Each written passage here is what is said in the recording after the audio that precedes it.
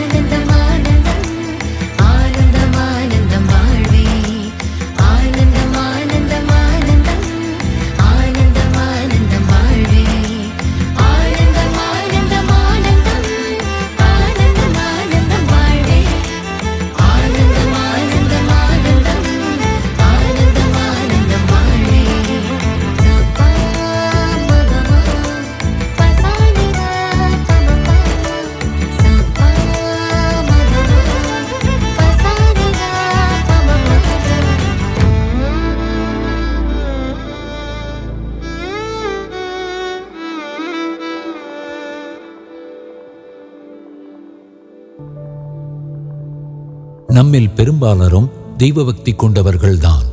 நாம் அப்படித்தான் நினைக்கிறோம்.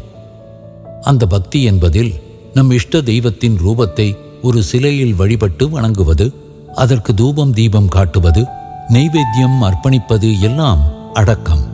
ஆனால் இந்த தூப தீப வழிபாடுகள் எல்லாம் பக்தியாகாது. பக்தி இதயத்தில் இருக்கிறது. தூப தீபங்கள் ஏதும் காட்டாமலேயே சிறுவன் பிரகல்லாதனுக்கு தன் பகவான் நாராயணனை தன் முன்னே நேரில் வரவழைக்கும் திறமை இருந்தது. ஆனால் இறைவன் உருவத்தை கடந்தும் இருக்கிறார். அவர் எங்கும் நிறைந்தவர், அனைத்திலும் உள்ளுரைபவர் எனும் மனோபாவம் நமக்கு ருசிப்பதில்லை. அந்த மனோபாவத்தில் இறைவனை சிந்திப்பதற்கு நாம் பரபரப்பான வாழ்க்கையிலிருந்து விலகி தனிமையை நாட வேண்டும். நமக்கு சத்சங்கம் அவசியம் வேண்டும். அம்மாவின் பக்தியோ சலனமற்றதாய், ஆசைகள் அற்றதாய், ஞானத்தை ஆதாரமாக கொண்டதாய் இருந்தது. அவரது பக்தி காலத்தையும் இடத்தையும் சார்ந்து இல்லை. அது இயற்கையாய் அவரது ஒவ்வொரு மூச்சிலும் இதய துடிப்பிலும் குடிகொண்டிருந்தது. அவர் எல்லா பொருள்களிலும் எல்லா ஜீவராசிகளிலும் கிருஷ்ணரே குடிகொண்டிருப்பதாய் கண்டார். பகவான் கிருஷ்ணருடன் பேசுவதாகவே நினைத்து அவர் பறவைகளோடும் விலங்குகளோடும் பேசுவார். சில சமயங்களில் அவர் பசுமாட்டின் மீது சாய்ந்து படுத்துக் கொள்வார். அது அவருக்கு கிருஷ்ணரின் மடியாகவே தோன்றும். அவர் நிலாவிடமும் தாரகைகளிடமும் மரம் செடி கொடிகளிடமும் கேட்பார், நீங்கள் என் கண்ணனை எங்கேனும் கண்டீர்களா? கண்டால் அவருக்காக ஏங்கி காத்திருக்கும் என்னை பற்றி சொல்லுங்களே. அவர் ஒவ்வொரு துகளிலும் கிருஷ்ணரையே கண்டு கிருஷ்ணருக்கு அந்நியமாய் ஏதும் இல்லாது தாமே கிருஷ்ணமயமாகிப் போனார். நிரந்தரமான பரமானந்த கடலில் ஒன்றிப் போய்விட்டார். அன்பு வடிவாகவும் ஆன்ம வடிவாகவும் இருக்கின்ற അനേവർക്കും വണക്കം. നല്ല കർമ്മങ്ങൾ മഞ്ഞിനടിയിൽ വെത്ത് പോലെ എത്ര കാലം കഴിഞ്ഞാലും നമ്മൾ ചെയ്യുന്ന ഓരോ നല്ല പ്രവൃത്തിയും നല്ല ചിന്തയും പൊട്ടിമുളച്ച് അനേക മടങ്ങായി ഫലം നൽകുക തന്നെ ചെയ്യും. மனிதகுலத்தின் மேம்பாட்டிற்குதவும் எந்த செயலும் தொடங்குவது சில தனிமனித இதயங்களில் துளிர்விட்ட கருணை மற்றும் நல்லெண்ணத்தின் விளைவுகளே. உதாரணமாக, ஒரு பெரிய கல்லை ஒரு தடாகத்தில் எறிந்தால் அதில் ஒரு அலை தோன்றி அந்த அலை படிப்படியாக விரிந்து சென்று கரையை அடைகிறது. அதுபோல நாம் செய்யும் நன்மையின் அதிர்வுகள் இந்த உலகம் முழுவதும் சென்றடையும். அதனால்தான் அம்மா இவ்வுலகிற்கு ஒரு இசை உண்டு, எல்லா உயிர்களுக்கிடையே ஒரு பந்தம் உண்டு என்று கூறுவது. ஒன்றோடொன்று பின்னியுள்ள நெட்வொர்க் போன்றது இவ்வுலகம். 4 பேர் பிடித்திருக்கும் ஒரு வலையை ஒருவர் அசைத்தாலும் அதன் அதிர்வு வலை முழுவதும் பரவும். அதுபோல நாம் அறிந்தோ அறியாமலோ தனியாகவோ கூட்டாகவோ செய்யும் எல்லா செயல்களும் இவ்வுலகம் முழுவதும் பிரதிபலிக்கிறது. நாம் தனித்தீவுகள் அல்ல, ஒரே சங்கிலியின் கண்ணிகளாவோம். மற்றவர்கள் மாற வேண்டும் என்று நினைக்காமல் என்னால் என்ன செய்ய முடியும் என்று நினைக்க வேண்டும்.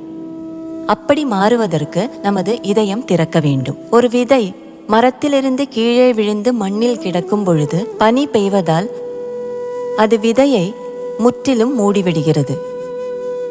அந்த பனிக்காலம் போன பிறகு காலப்போக்கில் அந்த விதை முளைவிடும். உதாரணமாக, ஆசிரமத்தில் ருத்ராட்ச செடிகள் நட்டபோது அவை ஆரம்பத்தில் வளரவில்லை. அவை நன்றாக வளரும் என்று நினைத்தோம். ஆனால் அப்படி நடக்கவில்லை. நினைத்தபடி வளரவில்லையே என்கிற வருத்தம் இருந்தது. என்ன செய்வது? பிறகு ஒரு நாள் அம்மாவிடம் வந்து கூறினார்கள், அம்மா, நாங்கள் ஒன்றுமே செய்யவில்லை. ஆனால் இப்போது 100 செடிகள் வளர்ந்துவிட்டன. அது அம்மாவின் சங்கல்பம். அந்த விதைகள் மண்ணினடியில் கிடந்ததால் நாளடைவில் தாமாகவே வளர்ந்துவிட்டன. வருடங்களுக்குப் பிறகு 300 மரங்கள் வளர்ந்துவிட்டன. முதலில் விதைகள் மீது பனிமூடி கிடந்தது. பனிக்காலம் போனபின் அந்த விதைகள் எல்லாம் முளைத்தன. அதுபோலவே மண்ணின் அடியிலிருந்த விதை போல எத்தனை காலம் ஆனாலும் நமது நற்செயல்களும் நல்லெண்ணங்களும் முளைவிட்டு பல மடங்காய் நமக்கு பலன் தரவே செய்யும். புகழுக்கும் அங்கீகாரத்திற்கும் வேண்டி நாம் செயல் புரியக்கூடாது என்று முன்னோர்கள் சொல்வதுண்டு. நமது வலது கை கொடுப்பதை இடது கை அறியக்கூடாது. பழைய காலங்களிலெல்லாம் கீழ்ஜாதிக்காரர்களிடம் தானம் பெற மாட்டார்கள். தானம் கொடுப்பார்கள், ஆனால் வாங்க மாட்டார்கள். அவர்களை வேலைக்கும் எடுக்க மாட்டார்கள். அவர்கள் காட்டு வேலை செய்வார்கள். முறம் செய்வது, கூடை நெய்வது, இப்படிப்பட்ட வேலைகள். அங்கே ஒரு மகாத்மா இருந்தார். அவர் தாழ்ந்த ஜாதிக்காரர், ஆனால் உழைத்து வாழ்பவர்.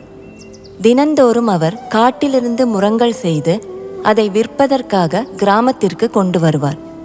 10 முறங்கள் இருக்கும். ஒவ்வொரு வீட்டிலும் அதன் விலையை கேட்பார்கள். வேண்டுமென்றே அவர் 10 மடங்கு சொல்வார். ஐயோ, இதன் விலை அதிகம், இந்த முறம் எங்களுக்கு வேண்டாம், எடுத்துக்கொண்டு போ. அநியாய விலை, எனது 9 முறங்களையும் திருப்பிக் கொடுங்கள். அவர் அந்த வீட்டில் 10 முறங்களை காண்பித்தார். இப்போது 9 என்கிறாரே, ஒன்றை ஒளித்து வைத்து மீதியை கொடுப்பார்கள். இப்படியே தான் அடுத்த வீட்டிலும். அங்கேயும் விலை கேட்பார்கள். கேட்டபின் அவர்களும் முறம் வேண்டாம் என்பார்கள். நான் தந்த 8 முறங்களையும் திருப்பித் தாருங்கள். அவருக்கு தெரியவில்லை, 9 இருக்கிறதே என்று ஒன்றை எடுத்துக் கொள்வார்கள். 8ஐ திருப்பிக் கொடுப்பார்கள்.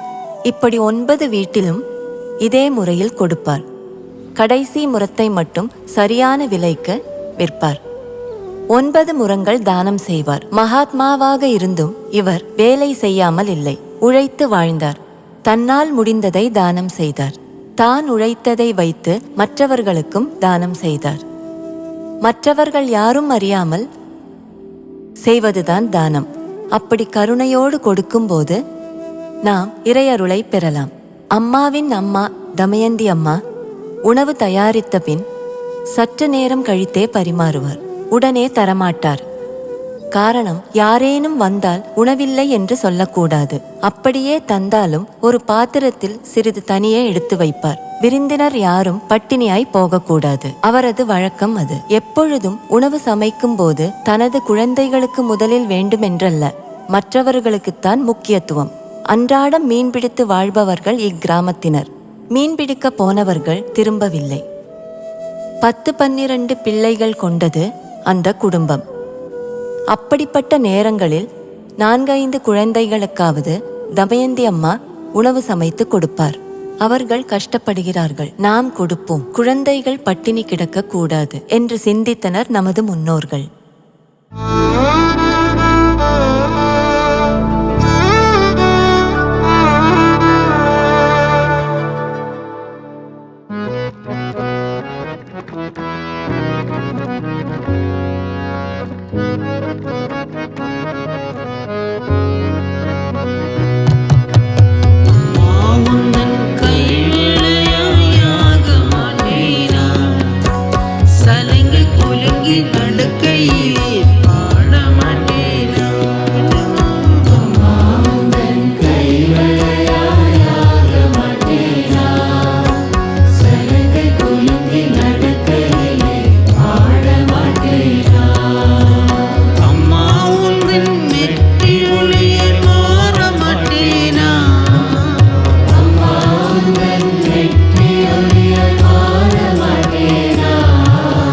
மேன்மை மிகு பாதத்தனை பற்ற மாட்டேனா.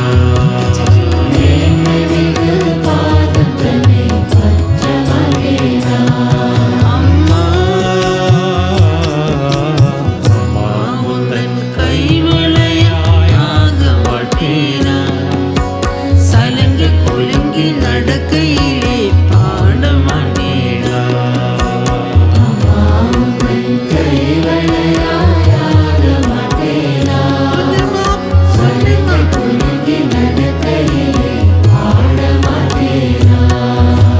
அம்மானையும் மலரணியாய் மாற மாட்டேனா.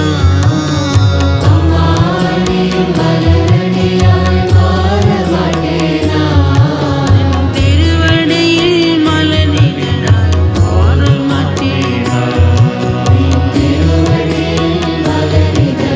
மாற மாட்டேனா.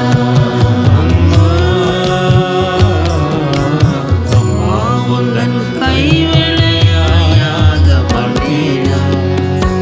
சலங்கி குலுங்கி நடக்கையிலே பாட மாட்டேனா.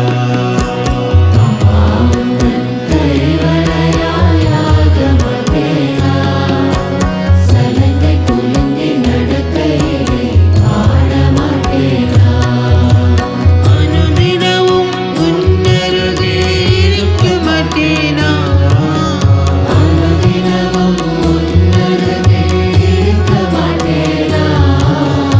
அளவில்லா உன் அன்பில் கழிக்க மாட்டேனா.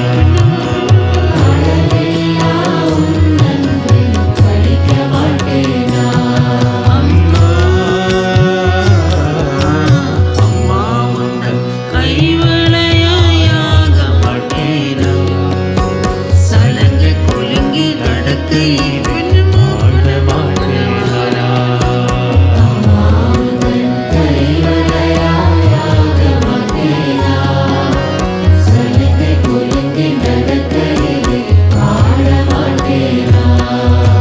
அம்மா உன் நமது நாமம் துதிக்க மாட்டேனா.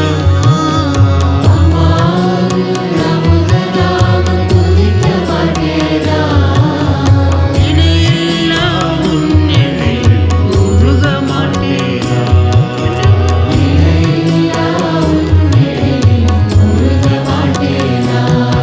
அம்மா அம்மா உந்தன் கைவளையாக மாட்டேனா. சலங்கை குலுங்கி நடக்கையிலே பாட மாட்டேனா. அம்மா உந்தன் கைவளையாக மாட்டேனா. சலங்கி குலுங்கி நடக்கையிலே பாட மாட்டேனா.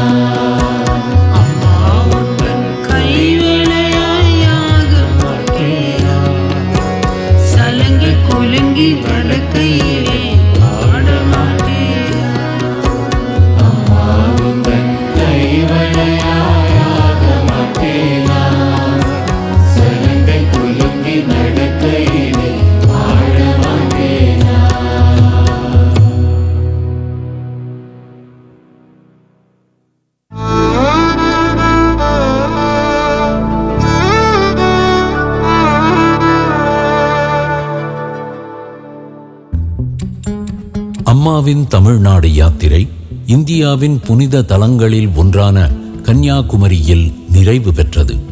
இந்நகரம் இந்தியாவின் தென்கோடியில் காவலாய் நிற்கும் கன்னியாகுமரி தேவியின் திருக்கோயில், முக்கடல் சங்கமம், சுவாமி விவேகானந்தர் பாறை, தெய்வப் புலவர் திருவள்ளுவரின் சிலை, அனுமார் கொண்டு வந்த சஞ்சீவினி மலையின் அம்சமாக கருதப்படும் மருத்துவா மலை ஆகியவற்றிற்கு பெயர் பெற்றது.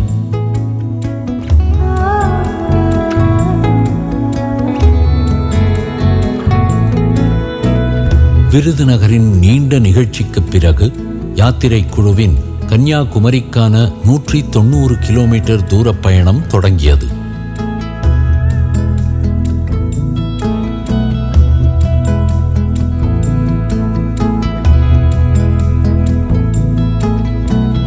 அம்மாவின் ஆசிரமம் நடத்தும் பள்ளிகள், வாழ்வதற்கான கல்வியை மட்டுமல்ல, வாழ்க்கை பற்றிய கல்வியையும் கொடுக்க வேண்டும் என்ற தொலைநோக்கு பார்வையுடன் 1987 முதல் பள்ளியை தொடங்கினார் அம்மா.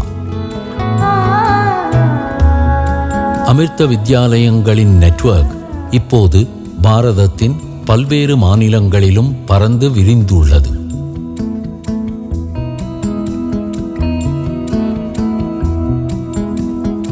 யாத்திரையின் போது அம்மா மற்றும் யாத்திரை குழுவினர் அமிர்த வித்யாலயம் பள்ளிகளில் தங்குவார்கள்.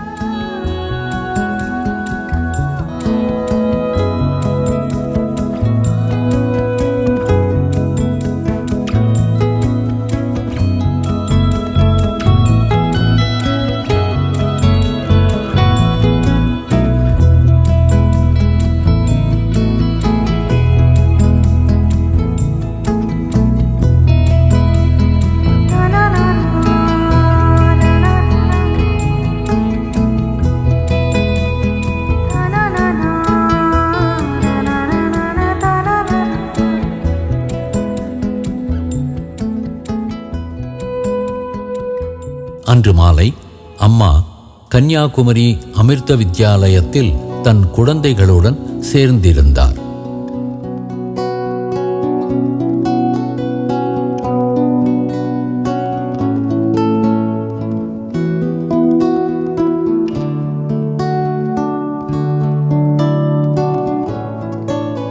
எப்போதும் போல் சிறிது நேரம் தியானம் செய்துவிட்டு அம்மா பிரசாதம் கொடுக்க தொடங்கினார்.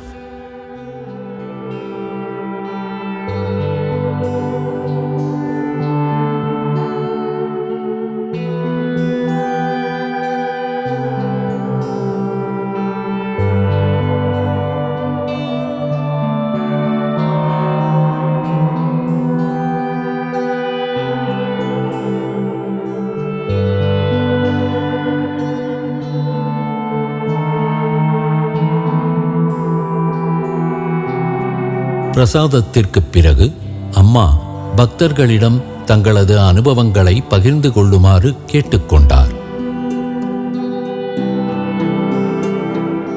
மதுரை மீனாட்சி அம்மனை தரிசிக்க சென்ற அனுபவத்தை ஒரு மேற்கத்திய பக்தை கூறினார். நீண்ட நாள் ஆசை என்பதால் மிகவும் உற்சாகத்துடன் சென்றிருந்தார். ஆனால் கோவிலுக்கு அருகில் வந்தபோது இந்துக்கள் மட்டுமே நுழையலாம் என்ற போர்டு வைத்திருந்ததை கண்டார். தரிசனம் கிடைக்காமல் வருத்தத்துடன் அழுதவாறே திரும்பியதாக கூறினார். சோகத்துடன் அவர் கேட்டார், அம்மா, ஏன் இத்தனை கட்டுப்பாடுகள்? அம்மா பதில் அளித்தார், ஒவ்வொரு கோயிலுக்கும் அதற்கே உரிய ஆச்சாரங்கள் உண்டு. அவற்றை கண்டிப்பாக பின்பற்றினால்தான் அந்த இடத்தின் புனிதம் காக்கப்படும். நீங்கள் இந்துவாக இருந்தால் இந்த விதிகளை மீற மாட்டீர்கள். அது மட்டுமல்ல, இந்தியா பல வெளிநாட்டவர்களின் ஆட்சியின் கீழ் இருந்தது. அந்த ஆட்சியாளர்கள் தெய்வ விக்கிரகங்களின் மார்பு, மூக்கு மற்றும் கைகளை வெட்டி சேதப்படுத்தினார்கள். இத்தகைய முறைகேடுகளை தடுக்கவே பிற்காலத்தில் இதுபோன்ற விதிமுறைகளை வகுத்தனர். பிரதமர் சக்தி உள்ளவரே, மக்கள் எல்லோருக்கும் பொதுவானவரே. இருந்தாலும் அவர் பாதுகாப்பு வளையத்திற்கு உள்ளேதான் இருக்கிறார். எல்லோருக்கும் அருகில் செல்ல முடியவதில்லை. அதுபோல் கடவுள் சர்வசக்தி வாய்ந்தவர். அவருக்கு வேறுபாடுகளே இல்லை. என்றாலும் சூழ்நிலைகள் காரணமாக கோயில்களில் சில கட்டுப்பாடுகள் வைக்கப்பட வேண்டியதாயிற்று. ஒருமுறை அம்மா அயர்லாந்திற்கு சென்றிருந்த போது பூதம் போன்ற தோற்றமுள்ள ஓவியம் ஒன்றை கண்டேன். அதற்கு பாதுகாப்பு கேமராவும் வைக்கப்பட்டிருந்தது. உரிமையாளர்களிடம் விசாரித்த போது அது பல கோடி ரூபாய் மதிப்புள்ள ஓவியம் என்று கூறினர். பின்னர் அவர் ஒவ்வொரு வண்ணம் மற்றும் வடிவத்தின் அர்த்தம் என்ன என்று முழு ஓவியத்தையும் விளக்கி கூறினார்.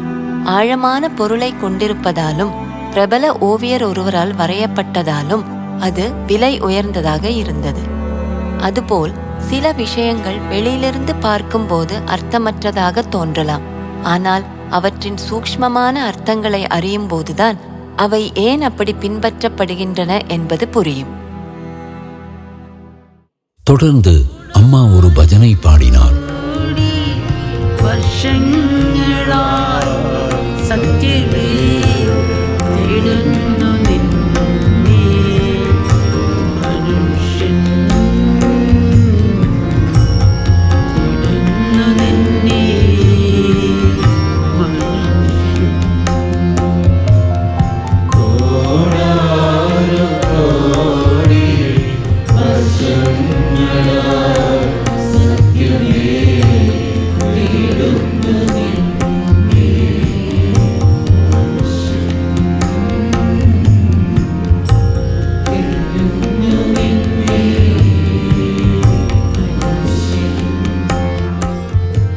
நேரம் எவ்வளவுதான் கடந்திருந்தாலும் அம்மாவுக்கு பிரச்சனை இல்லை.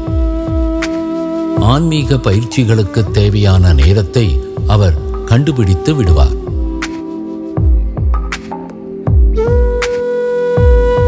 அம்மாவுடன் செய்யும் பயணம் ஒரு புனித யாத்திரையாகும். யாத்திரையின் நோக்கத்தை தன் குழந்தைகளிடம் தொடர்ந்து நினைவுபடுத்திக் கொண்டே இருப்பார்.